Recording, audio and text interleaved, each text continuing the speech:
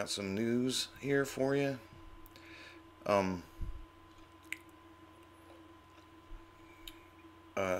Seems to be a shakeup at the Vatican. Monsignor's mutiny revealed by Vatican leaks. This is from Reuters. Another shakeup at the Vatican. It's talking about one, I don't know, bishop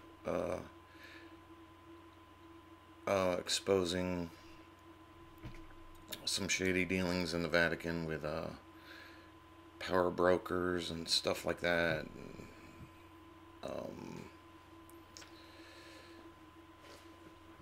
What are they doing? They're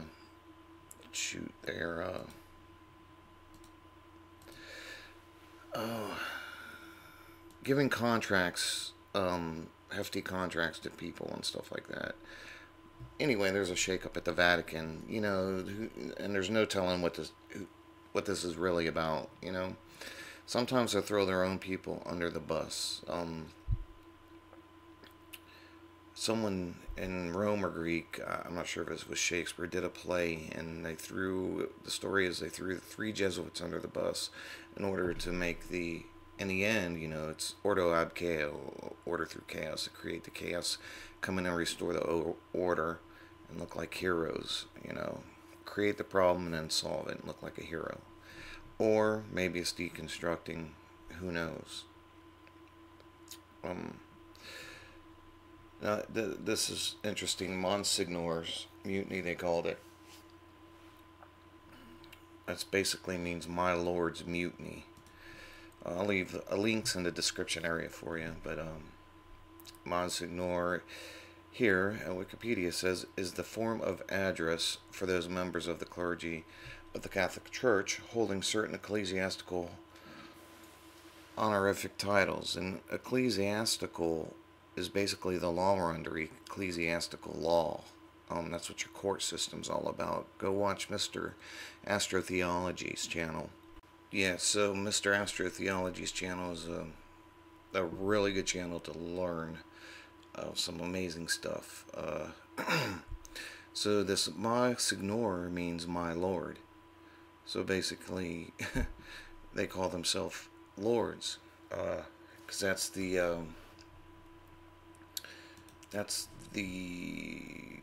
I don't know, section of Vatican cardinals called Monsignors, I think. Monsignors, my lord, and they are the landlords. They do own everything. Technically, by law, they have done this. Mr. Astrotheology, go watch his channel.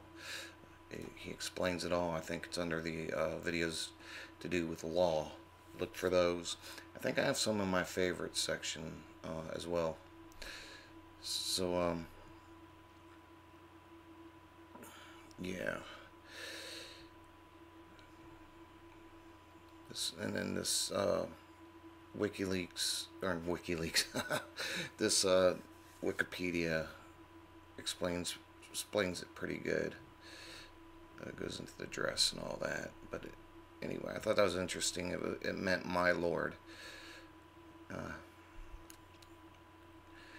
And then, speaking of the Vatican, we have what looks to be a cardinal walking in with Nicki Minaj. Okay, the one that flipped the bird at the Super Bowl, that had all the symbology. Looks like she's flipping the bird here almost. I can't be sure, but either that's some strong, heavy symbology, or that is a real cardinal from the Vatican. Okay, with the fish hat. If you don't know, you turn him sideways. That hat has a mouth-like opening, and if you were to put an eye here, it would look like a fish, and that's what the priest of Dagon, I believe it was, used to wear back in ancient times. So I thought that was some interesting. And then you see her dress is folded just right, so there's only one eye showing on this image of whoever this is supposed to be. Michael Jackson, maybe, I don't know. Then you have story coming from InfoWars, the Paul campaign points to anomalies in Romney main victory. One anomaly was they closed the caucus down where people vote because of heavy snow, and there wasn't heavy snow. It said 3 to 4 inches, but there was a Girl Scout event going on, and there was a dust. It was dusty snow. There was hardly any snowfall, and they closed it because Romney was like 190 votes out from Romney. So I found that pretty interesting. And my view on this is we need to vote for Ron Paul. We all need to get behind Paul and vote for him and get him in. Let's see what happens. Let's see if there's any hanging chance. Let's see if he's really what he says he's all about. If not, he will be held accountable. This group of people backing him will hold him accountable if he does not go through with anything he says, which has been consistent. So let's do it. There's nothing to lose here. We could quit playing the game now, or if he gets in and ends up not doing what he says, then we can just be done with it. This is the last straw, so to speak, and be done. Let's back this like no one's ever backed anybody before, and if he doesn't do what he says, then be done.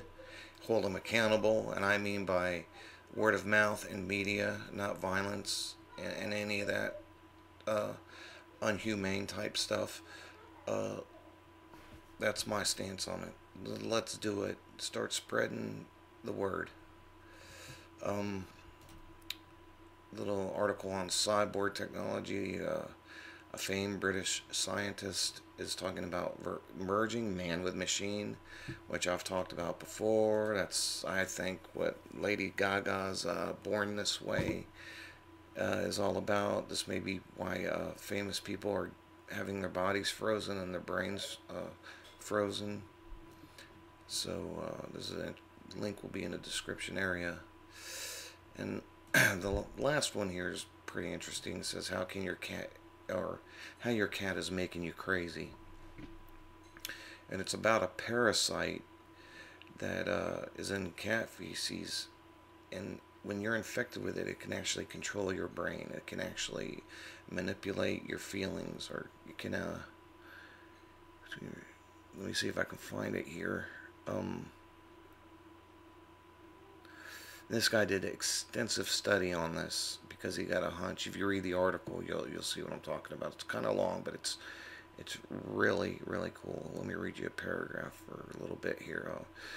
Psychedelic as his claims may sound, many researchers, including such big names in neuroscientist Stanford's Robert Sapolsky, think he could well be on to something.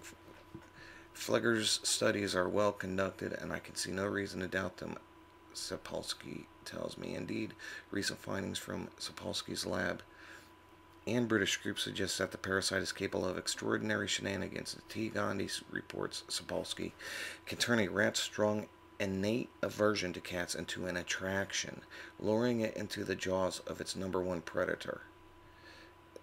And this is just crazy. And the virus is kind of like a vampire. It'll spread through mucus.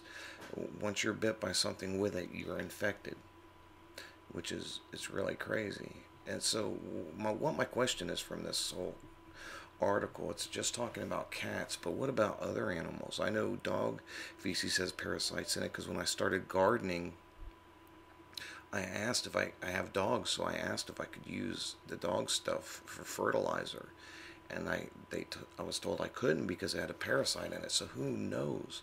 Who knows where did this whole owning a pet thing come into these most cultures?